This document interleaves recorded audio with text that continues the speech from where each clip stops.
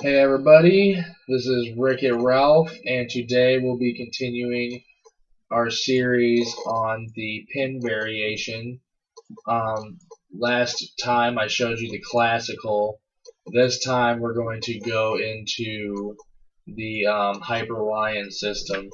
And what this is, instead of bringing your prince up and then eventually pulling your bishop back in order to lure this camel here, we're going to just bring our bishop back completely. And this really entices black to go here.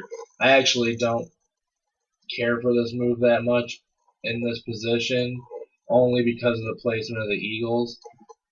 If the queen was high, then I would suggest this move from black, but it's still quite playable. It's just I'm kind of picky about how I like my pieces to line up, and I feel it's a little awkward. But since both sides have about the same weaknesses, it is a playable variation. So I will show it because it is the most critical way to handle this opening. So from here, play pawn to h8, and we're just trying to do the same thing in the last video, get this prince up, bring the camel back, advance the pawn. We really just want to relieve this pin too, because this pin is very annoying, and we're restricted right here. So if we get this camel back, the lion comes out, everything just develops a lot quicker. So from here, white will play his prince up and just get some center development going. Black will play his prince up. White will then play this move. This is a little bit different than the classical variation we've seen. The reason we're bringing this pawn up is this pawn is blocked, so we're going to need a little bit more power in the center in order to hold it down. Plus, it kind of helps the particular development in this opening. In the other variation, we had a bishop placed over here, so it was logical to create a rake and just keep a safe king position. But in this position, the bishop doesn't have too many places to go. It really just has to go somewhere on this diagonal. So right here, black will bring his camel back. The best move is right here is to bring this prince up to prepare to bring this bishop under it.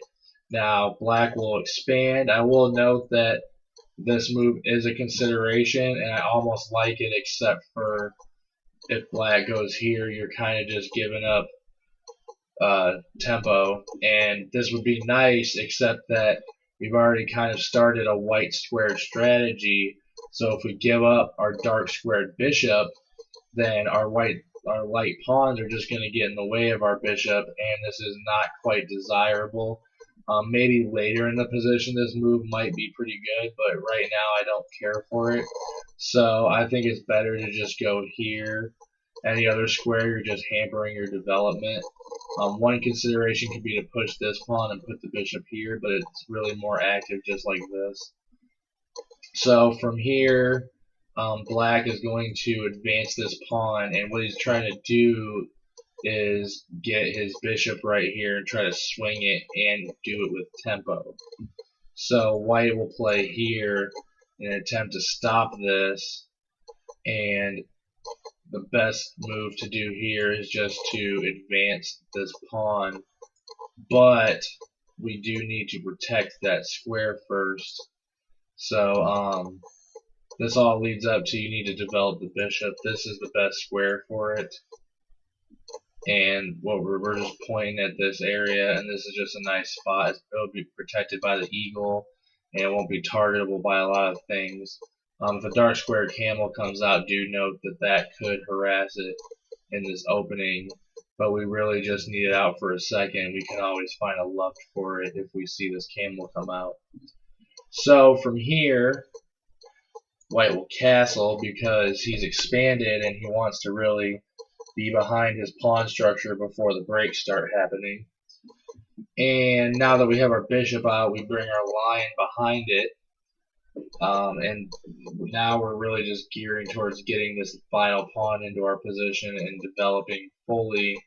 And then things get pretty easy for black. A lot of the pressure comes off after you've blocked out this bishop pin from before. From here, white would really like to just get his center rolling, but it's not so easy. One thing he could do is just move his lion right away. I don't really see any reason to do that though, because you can just develop around your pieces and you do just fine. So probably the best move is to go here and kind of put a little bit of a question to this bishop, because if this elephant comes here, the bishop will have to retreat. So in this situation, black has to either advance his center more, or he has to create a luft. So he will probably just rather have the luft in this position. So we'll say it goes here because we want to try to create a phalanx against this bishop anyways. So why not go here? The knight will develop a little awkward, but it's not really bad at all. And from here, the elephant will come out and threaten the bishop. It's protected pretty well, so there's really no tactics that could shake it. So the bishop comes back. And from here, we're actually going to recede our elephant. And we just do this to prevent our harassment. And now our elephant has a nice juicy spot in the center. And this is a pretty good elephant. From here, black will play his pawn forward with the intention of finishing the development. And in this strategy, it's actually a little better to just castle to the queen side because you've expanded a lot of your king side here. And castling queen side is a little tricky, but it's not too bad. Best way to do it is just to probably just hop right over here, actually. You could move the camel out of the way, but you're going to be exposed either way, so this will be a gradual castling maneuver. Just like when you castle queen side in normal chess, you usually have to move your king once to get it into an ideal defensive position. So, white will finally get his lion going. You really want the lion to just go somewhere where it's flexible, and you'll be able to escape somewhere and stay relevant in the position. And really, you just want to get this pawn forward, and then the knight would be or the lion would be happy just coming right back. But black's not going to let that picture perfect scenario happen, so we just go right maybe here, or this is probably a little bit better right here just to stay forward a little bit more. You don't want to be too forward. You don't want to get constantly harassed. So from here, black wants to bring his prince up, and white just wants to expand and get his full center going. And this is pretty decent. You got a lot of your pieces floating towards your king. So white's going to do pretty good as far as defense, and he has a little bit of an attack going, but black hasn't castled and decided his structure, so it's still anybody's guess. Right here, the camel can actually come out because there's a nice threat right here, and the prince needs to find a square now. So we'll just preemptively move our prince back because it's probably better just to swing the prince around and create a left for the lion.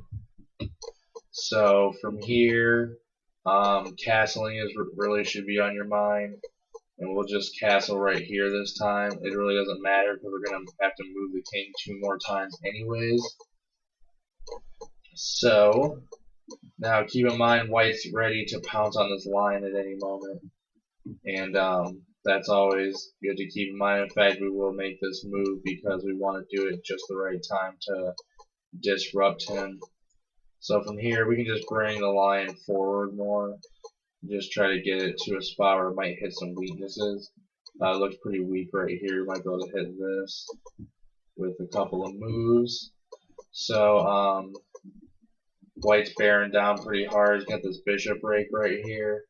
And he really just wants to keep his development going and try to disrupt this king. What the king really wants to do is put the knight in the way, and then he's just gonna mosey on over here real slow like and just try to get to this castle position. One way you can do this is to take the king up high. It's a little bit more annoying, but take the king up high, then swing the rook around, and then you're doing pretty good. I prefer to get the king here, swing the cannon, and then go backwards and get both of them out. Anyways, that's all the time I got for today.